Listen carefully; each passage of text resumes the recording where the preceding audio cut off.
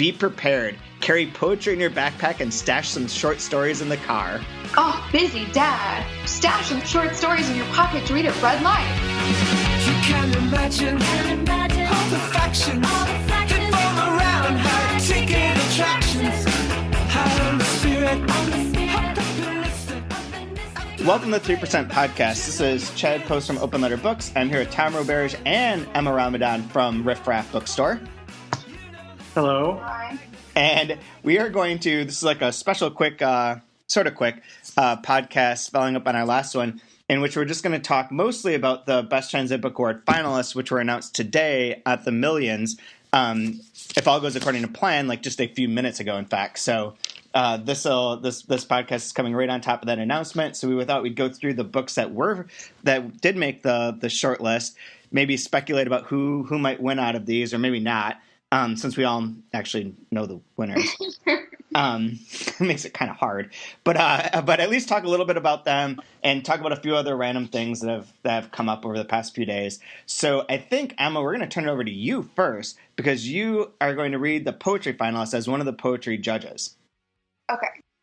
So going in alphabetical order, Berlin Hamlet by Szilard Borbély, translated from the Hungarian by Attila Malzit. And very briefly, just to mention, this book's actually really cool because it uses fragments from Kafka's diaries and letters and kind of plots him onto Berlin. And it's this idea of him being, in his letters, he's really indecisive and blah, blah, blah. And so hence the Berlin Hamlet. Then Of Things by Michael Donhauser, translated from the German by Nick Hoff and Andrew Joran, which is from Burning Deck. And it's kind of a book about nothing. It's about things, but it's beautiful. And Cheer Up, Femme Fatale by Yerim Kim, translated from the Korean by Ji Yoon Lee, Don Mi Choi, and Johan Goranson from Action Books, which is sort of what you might think of as Korean poetry. It's sort of fever dreamy and strange and really intense. And In Praise of Defeat by Abdelatif Labi, translated from the French by Donald Nicholson Smith from Archipelago. And it's huge. You mentioned this giant block of text from poems from his entire work, and the author chose them himself. And it's a really, really beautiful translation. A lot of poems he wrote in prison, and it's really impressive. And Extracting the Stone of Madness by Alejandra Pizarnik, translated from Spanish by Yvette Siegert from New Directions. And you guys talked about this one last time too a bit. That's put out a lot of Alejandra Pizarnik's work, and it's all gorgeous. And she's a great translator. I think you guys both know her. Yeah, this will come up on the fiction side of things more notably, but even for the poetry, only Labi and Pizarnik have books that are available in English prior to the ones that are on this list. Oh, okay. Everyone else is like a first time they've been translated, or first time they had their poetry translated, and it made the finalists. So, which is kind of cool. There's also, of the 8 translators, 3 of them have appeared on the BTBA list before. Attila Malzit as being the only person who's been on the finalist for both fiction and for poetry. Then Johannes Goranson and Yvette Siegert, because Pizarnik was on this before. But it's kind of cool that this will come up. This is much more noted in the fiction side of things, but it's interesting that there's a lot of new voices on here, either as translators or as writers. In English, you mean? In English, for the most part. Some of these are first-time books from anyone, so. I'm surprised that Szilard Borbély hasn't been on the list before, or hasn't had anything in English before. Is that what you said? I don't believe so. There's the fiction book that came out recently. Okay. That must be what I'm thinking of. Double check that. Maybe I'm just missing something. There isn't anything within the past 10 years. That seems right. Yeah, it's just The Dispossessed, and that's the fiction book that came out this year as well. Yeah. Can I ask one question here of Emma? Because I have not heard this before, but you said that Cheer Up, Femme Fatale is exactly what you would expect from Korean literature, and why are you saying that? Oh, gosh. Well, now you're just calling me out on saying something I shouldn't have said. No, I just want to know what you're basing that on. Well, I can back that up.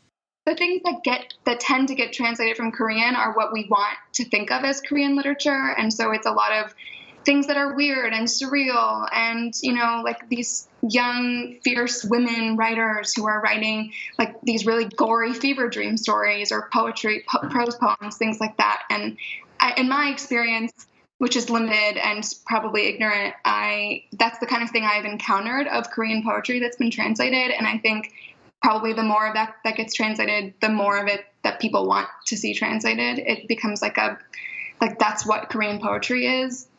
But if you have read other kinds of Korean poetry, please elaborate. There's sort of two trends of the ones that have been published in English. I've read lots of Korean poetry for various reasons of working with the LTI Korea stuff and Korean books in general, because I judged that award a couple times. But anyways, with the Korean poetry stuff, there's kind of two trends to it. There's the White Pine that does a lot of poetry books, a lot of Korean books in general. They do a lot of Korean poetry books, and they tend to be the more what I'd say almost seem more Japanese, of like being more sparse and landscape and poetic and more of the what I think of as more traditional poetry of that sort.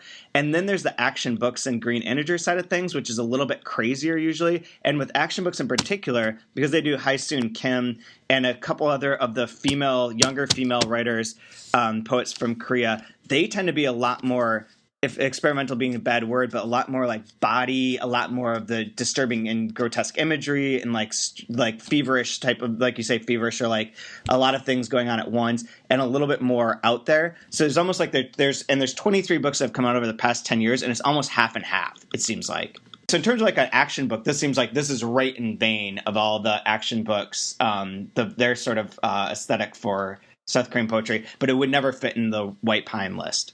Yeah, Action Books had another book from South Korea in the running this year that was called My Poor Love Machine or something like that. Yeah, Poor Love Machine, the Hae-soon Kim one, yeah. Yeah, which was similar. Yep. Exactly. I might be wrong, but I feel like Gideon Kim is that Hae-soon Kim was her mentor at one point in time. Yeah, they talked in the intro about the influence of Hae-soon Kim on Gideon Kim. And I think I met her in Seoul, but I don't remember. Which one? I met both of them, I believe, because there was Hae-soon Kim we met for a dinner, and she had a younger female poet who had a book coming out from Action Books. I think it was Gideon Kim, but it might be someone that's forthcoming still. But I think it was her, and we had like a dinner one night. This was a couple years ago now, so it's a little bit vague, but I think it was her. And they're both really interesting and cool. Yeah, from reading their poetry, they seem... Yes, very trippy. That's the only one that I've read on this list, to be honest. I would highly recommend all of them. I believe it. I believe it. I'd like the Borbely one I have around, because I wanted to read that novel as well. And of things, because I always like Burning Deck stuff. And Praise of Defeat is intimidating because it's so large. But Extracting the Stone of Madness, I think we sent out for review, so I don't think we have a physical copy still in the office. I would say I think of all of these, Tom would be likely to only like the Berlin Hamlet one.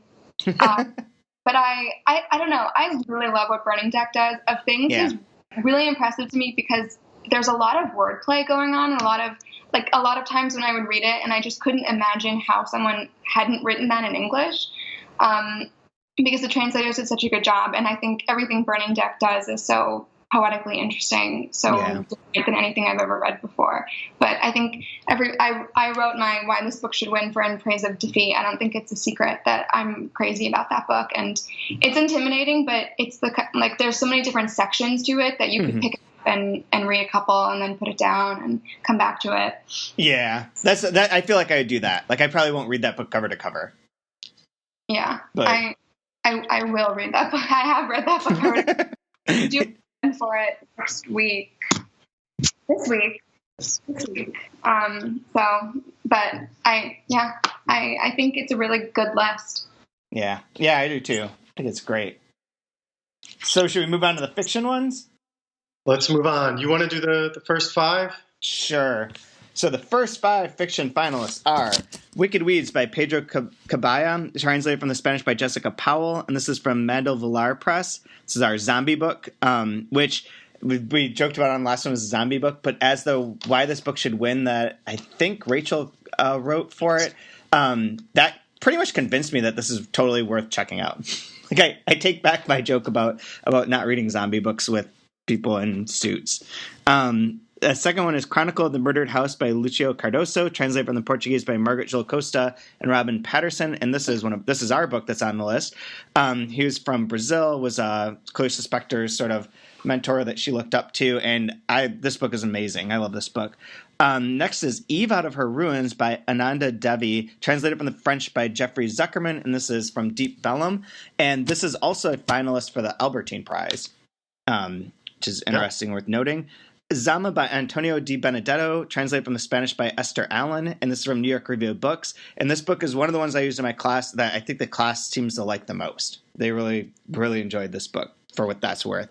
Then Dumigolo by Boubacar Boris Diop, translated from the Wolof by Vera Wolfing Leki and El Hadiji Mustafa Diop. And this is published by Michigan State University Press. Is the one that's the first one it was originally written in Wolof, then he rewrote it in French. And the translation is maybe a mixture of the two. It's unclear from all the introduction as to like how much they relied on the Wolof one, the original, and how much of it was the French one, and how much of it is sort of like a mixture of the two. So it's maybe the first book I ever translated from Wolof, but also like with an asterisk there that is also available in French. So those are the first 5. Yes. Continuing right along here. War and Turpentine by Stefan Hertman, translated from the Dutch by David McKay. Author is Belgian, and this is from Pantheon. Umami by Laia Eufresa, translated from the Spanish by Sophie Hughes. The author is Mexican, and this is from One World. Next, Oblivion by Sergei Lebedev, translated from the Russian by Antonina W. Buis. Author is Russian, and this is from New Vessel. La Divine by Marie Endai, translated from the French by Jordan Stump. The author is French, and this is from Knopf. And last but not least, Among Strange Victims by Daniel Saldana Paris, translated from the Spanish by Christina McSweeney, another Mexican author, and this one published by Coffee House Press. So it's solid there are 4 Spanish books on here. So the thing that was interesting to me when I went through this is that Marie NDI and who's the other person I'm looking for is the only and Boubacar Boris Diop are the only authors who have other books available in English. Really? Which is pretty interesting. I guess that makes sense. Yep, because it's Caballa's first book. Cardoso's never been translated. Devi's first book. Benedetto's never been translated, but is in the future. Hertzman's first book that's in English. Euphrasis' first book overall, I believe. Lebedev's first book out overall, I believe. And Paris's first book overall. So, it's a lot of... And of the translators, there are a lot of translators on here because a few of the books have multiples. So I think there's 12. Yeah, there's 12. And of the 12... Margaret Joel Costa, Esther Allen, Jordan Stump, and Christina McSweeney are the only ones that have ever been on the Best Translated Book Award lists before, long list or short list. So a lot of people that haven't ever gotten on the list at all, which I think is kind of cool. Or and a good number of them are the ones I know tend to be like younger age translators, which is encouraging, I think, too. A lot of newcomers. Any surprises here, Chad? I should go back. I have my list of all of my why this book should win predictions. So, let me see if I can find those really quick. And I wonder how close I was with my crazy made up percentages. I figured Wicked Weeds. I think I gave most of these pretty high percentages, to be honest. Maybe not. No, I think I did with most of them. Were there any that surprised you while I looked this up? Definitely Wicked Weeds. I didn't think it would sort of garner the support it did. I will also say that it was kind of surprising to me, considering how much support there seemed to be initially for the Tawada that didn't make it. Oh, right. Yeah. Okay. So I thought that would make it. Yes. Yeah, everyone seems to love that book. Although, without giving too much away, I will say it had, it sort of divided people. But I still thought it would have made the list. So in my random percentages, the ones that I found so far, Eve Out of Her Ruins, I said 72%, Dumigolo 53%, Zama 80%. Doing pretty good so far. I think I gave everything like above 50% chance of winning, more or less. No, Oblivion 74%. No, here's one that I was surprised. Angel of Oblivion. I gave that 61%, and I thought that would make it. Do you realize they can't all be above 50? Right? I know. Oh, I know. And there's a bunch of them that aren't. I'm just joking. A lot of the ones that I had lower, I'm not reading off as I pull these open. But Umami, I had 53%. I think I had really high odds for Last Wolf, though. 49. Thus Bad Begins was 38. So they weren't all above 50. But the ones that you picked were, I think the big surprise for me is that Memoirs of a Polar Bear isn't on here. Yeah. And that Wicked Weeds made it. Yeah, although once I read the description of that, I thought for sure that would make it because it sounded way cooler than like the initial like one sentence review that I saw of it. A lot of independent presses here. Although we have two big ones. I don't think Pantheon and Knopf are usually both represented on this. There's generally like a FSG or something like that, or Grove or something.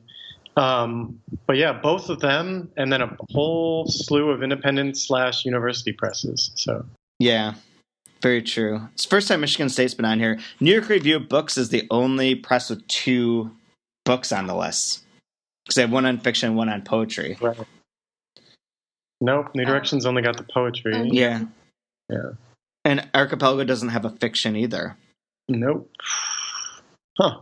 So there's 14 presses that are represented, which is kind of cool. So for like the event, which you can say officially is on Thursday, May 4th, from 6 till 8 at the Folly in New York City, which is on Houston Street. I think it's 92 West Houston. That is where we'll be announcing the two winners. So every publisher should be sending a representative, and or the author or the translator or whatever, so they can pick up their prize if they win. And everyone, it's open to the public. It's free. It's free because they're not really doing anything. You can come and buy drinks and buy appetizers to do whatever you want. But last year, a lot of people showed up and hung out, and it was very, very fun. So if you're listening to this and you're in New York City for whatever reason on May 4th, you should definitely come to the awards ceremony. Yes, it's right beginning of Penn, in case anyone is trying to place this. Yeah. So we'll be in town for that. Yep. It's going to be exciting, I think. I think it'll be good because we've been building on it for so long, too. Yes. That was a good party last year. A lot of people. I'm friends with the guy who owns the bar, so got some very good food I can recommend that everyone order when they're there. There's like a lobster mac and cheese. So good. I don't know if it's still on the menu. I have no idea. But sounds good, though. So anyways, anything else about the BTBA? No, that's it. Just that Emma is slipping away to go read. She doesn't want to make fun of this thing, huh? She didn't see. Oh, I did see this actually. Oh, she did see it. Do you have any comments, Emma? We should before we ask for her comments. So we made fun of this a while ago that the New York Times book review was going to have this advice column where you would write into, I guess Nicole Lamy is who they settled on, and they will recommend you books. And we made fun of this for the very obvious reason that this is what a bookstore exists for. And it happens in real time as opposed to emailing someone at the New York Times and then waiting for a month to see what they happen to say. If they even pick your letter. If they even pick yours, because clearly they're only publishing, 2 this week? Yeah. So get in line. And so the first one appeared. I don't know if this is the first one. Are you? I think it is. I think this is the debut of the column. Okay. So it debuted yesterday with a letter from a gentleman in Tucson, Arizona, and another from a woman in Seattle. Where's this? Seattle. Which, I mean, the second one, I don't even, like, I'm so far out of my depth with that one. It's about a young adult book that I'm not even going to pretend to comment on about whether or not it was good advice. But, so the first one is titled Busy Dad Seeks New Updike, which immediately made me want to stop reading this because, and he goes on to explain that he barely has any time and he's got kids and blah, blah, blah, and he wants something engaging. He references that he's tried to read Knausgaard's My Struggle, Chad Harbach's The Art of Fielding, and Jonathan Franzen's Freedom, and he didn't make it through any of them, although he came close with Franzen, which I have to say, all of these, like The Art of Fielding, is pretty engaging and easy to read. Like, it's just about baseball, and it's really, really, like, you just get sucked right in, and it's not like difficult fiction, like you can read it in a weekend. He says the only thing that's been in the can't put down category for him in the last few years was Donna Tartt's The Goldfinch. And then, of course, in his younger days, he devoured Updike's Rabbit books and Philip Roth's Zuckerman books. And now he wants something new that he can really sink his teeth into, that has humor and insight. There's one other comment that one other line that I want to make sure you point out is, I have not found a contemporary writer who inspires the kind of love of reading I had in college or young adulthood. Because I feel like one of the big problems is that, like, you come into the world with a certain amount of happiness and then time goes by. So, like, finding something that inspires a love of reading, like when you were younger and didn't have kids, or the sadness that comes with aging, is probably going to be pretty hard. He's setting a high standard here. Really high standards, yeah. I mean, not that Roth or Updike are so great, but just the idea of recapturing that moment of like, oh shit, man, books can be awesome, and this is blowing my mind. Right. I love, by the way, it ends, the last line of his letter is, it probably doesn't help that I haven't really been looking. Wait, how the fuck did this guy even know about to send in the letter? I have no idea. I bet you he reads a lot of the New York Times, though. I feel like that's probably what he does do.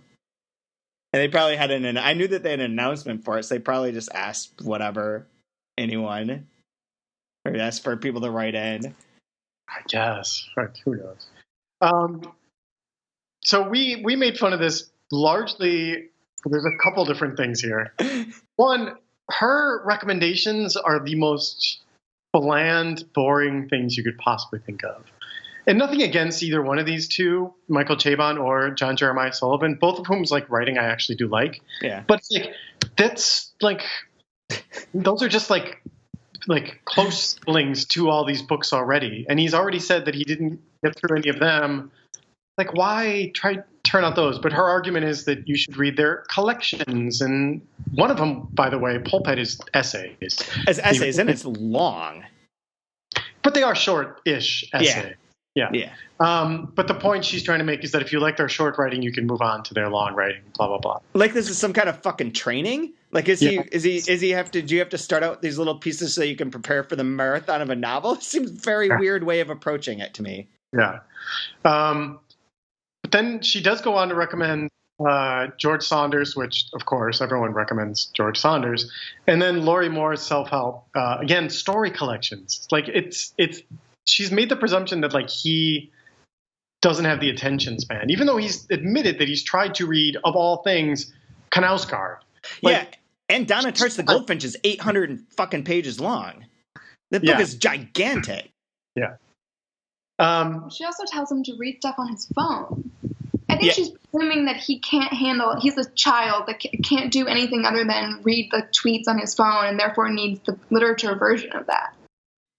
My favorite line is this one. My next piece of advice is more practical than literary. Be prepared. Carry poetry in your backpack and stash some short stories in the car.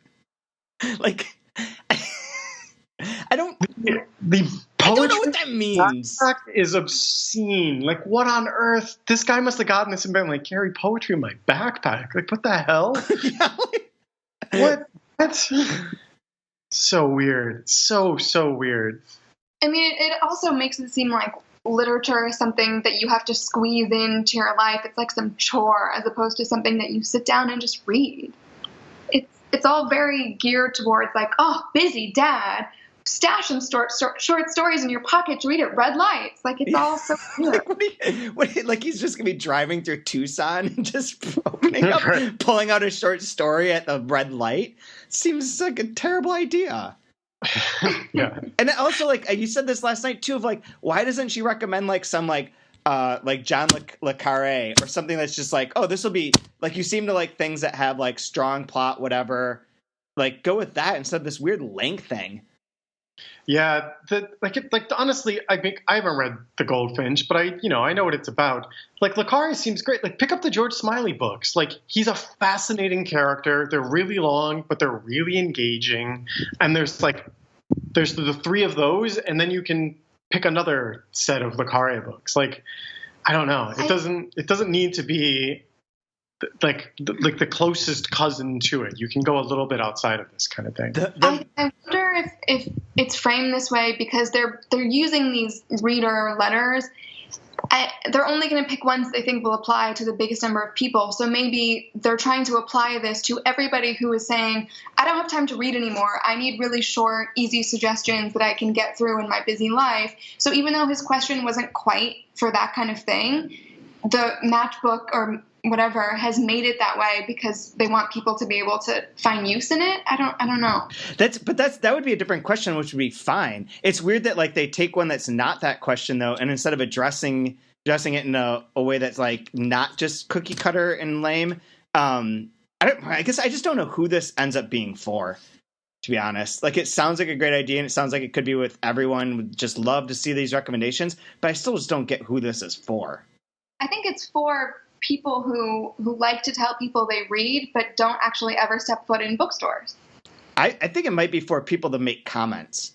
That this whole thing might be just a way of getting people to provide comments on their... Because, I mean, I don't know how many people comment on like the other reviews or the articles in the New York Times book review, but this thing has like 9,000 comments. We can't see them.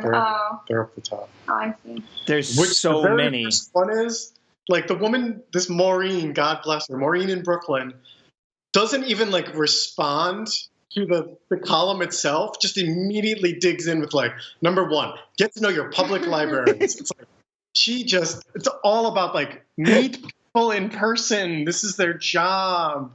Why are you writing to a book review? Just randomly. Also, we mentioned this. So if you want to get book reviews or you want to get book recommendations based on what you read, I went to Freedom on Amazon's page. And you can even just go to their algorithm that creates the customers who bought this item also bought, which we know isn't exactly bought to bought, but is like a different, more deep algorithm, right? It references the other Jonathan Franzen books. It references John Updike's Rabbit books. And then it includes Don DeLillo, Jonathan Lethem, Time's Arrow by Martin Amis, High Fidelity, Murakami, Shaban's on here. This is just as adequate. Philip Roth's are listed on here. This is just as adequate as her article, her response.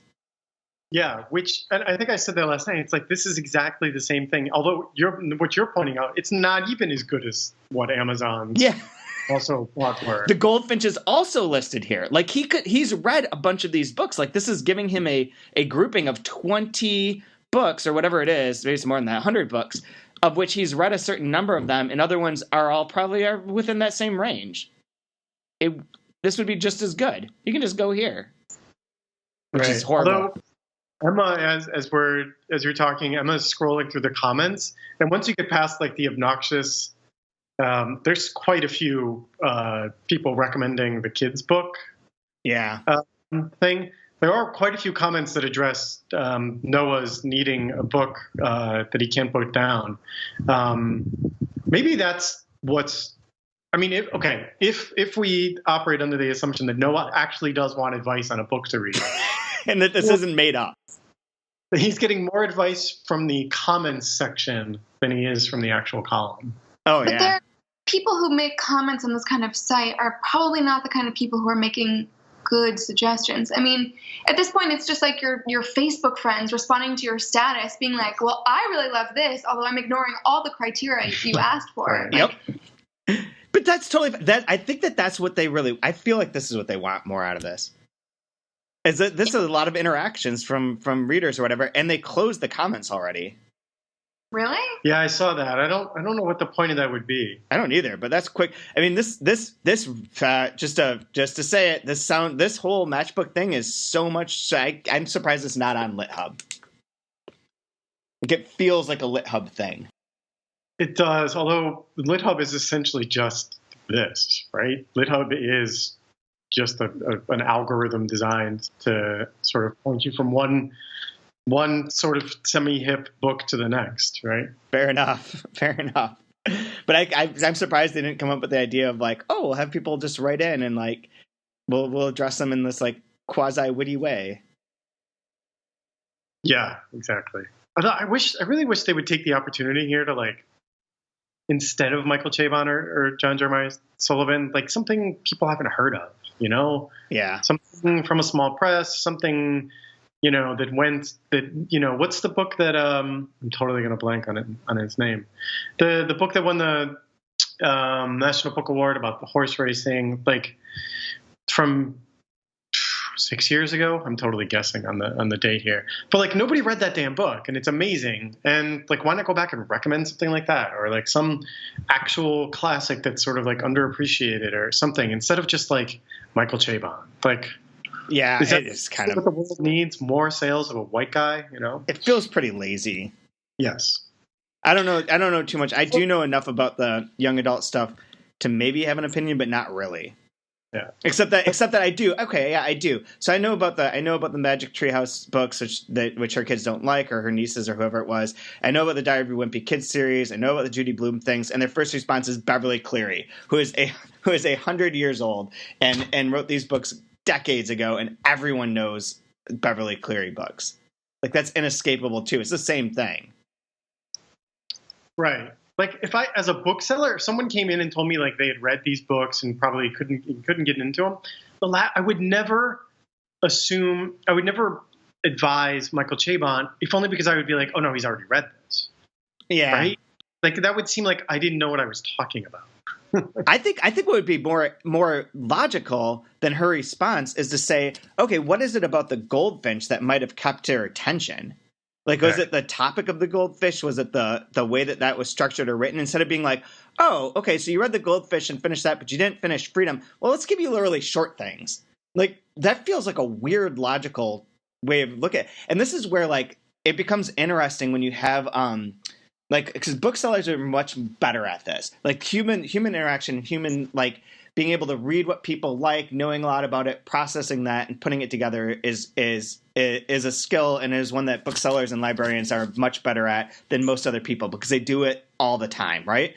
But even so, like, you haven't read everything. The ways of categorizing and memory are problematic because you're not going to remember everything that you've read or what might connect to other things. So there is like the competing like digital algorithms versus this thing, and I find that kind of intriguing. Just like generally, like what is the digital things? What are they going to recommend? Are they going to be any more variants or whatever? But if you're going to do it as a human writing a column, like, I feel like there should be some sort of approach that you have that like kind of explains what you're doing and draws on some sort of base of knowledge, instead of being kind of, this feels very random and very much like you say, like, it's just like, oh, well, you just don't have time. Throw some poetry in your backpack. Right. Yeah, exactly. Do you remember, this is sort of unrelated, do you remember a few years ago during Penn, they had a bunch of like translators sort of serving as introducers, or critics serving as sort of introducers to the panels and the events themselves. So they would get up there and just say their thing, like, you know, I'm here on behalf of Penn, welcome. I'm here to introduce, you know, Chad Post and then, you know, Heather Cleary, and they're going to talk about X, Y, Z. But I also wanted to take this time to, and they would recommend a book in translation that they reviewed. Do you remember this? Yes, I do. They were so random. So random. It was so weird to sit there and watch a critic read an excerpt from their own review that they had written out loud for a panel discussion. It was so weird. I just remember being so confused by the whole thing.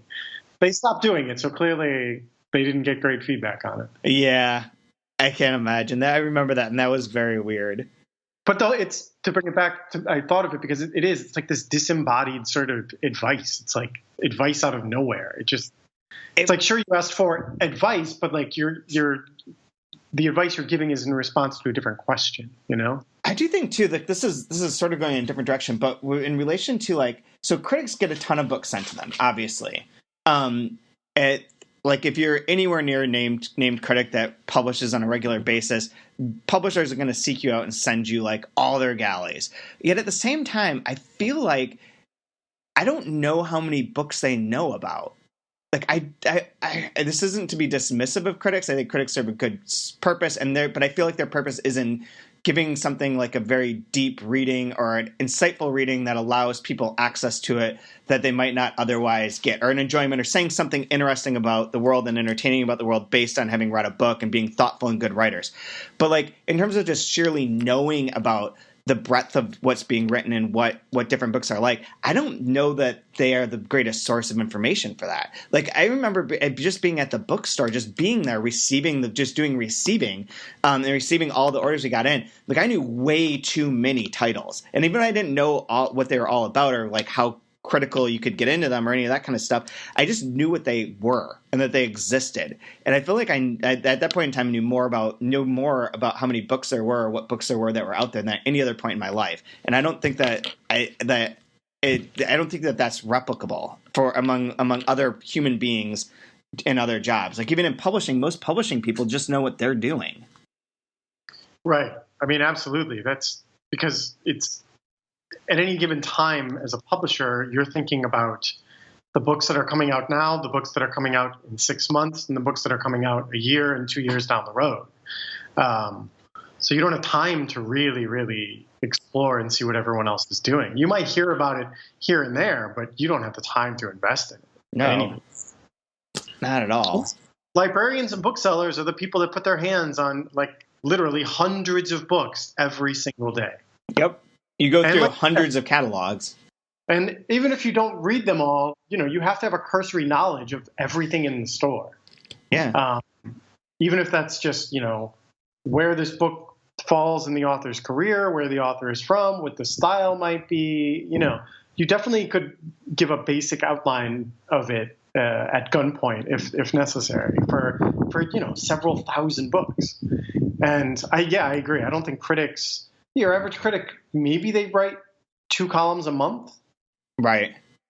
24 books a year that they've really, and they know them very well. Yeah. But it's still only 24 books. So. Yeah, I've tried to figure this out before, and like just guessing, like they might read 100 books, they might see more than that, but like a lot of them it's going to be based on like who is this coming from, and is it going to be popular? Is it being assigned? Right. And that's not suitable for like what readers are looking for in this way. Those are 2 different skill sets. Recommending a book to someone who wants a book to read and writing a interesting review of a book are 2 different skill sets. Anyway, was there something else you're going to talk about aside from this thing? I feel like there was. No, we were trying to keep this short. It's pretty short. No, I think that's pretty much it. And then it was the article about Amazon, but that's not really. We'll talk about that another day. Yeah, another time. Another time. Right. I don't know if there's anything new there, but anyways, okay, sounds good. And the long list is out there. We'll see everyone on May 4th at the Folly in New York. There is a Facebook post about the party, and I'll put all the information on 3%. Will be on there today as well. Emma will take care of that. I'm long gone from Facebook, so I know. Emma will help. All of the social media is just rough going. All right.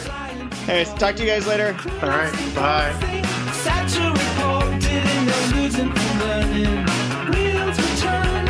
You know the song, I think could go 2 ways.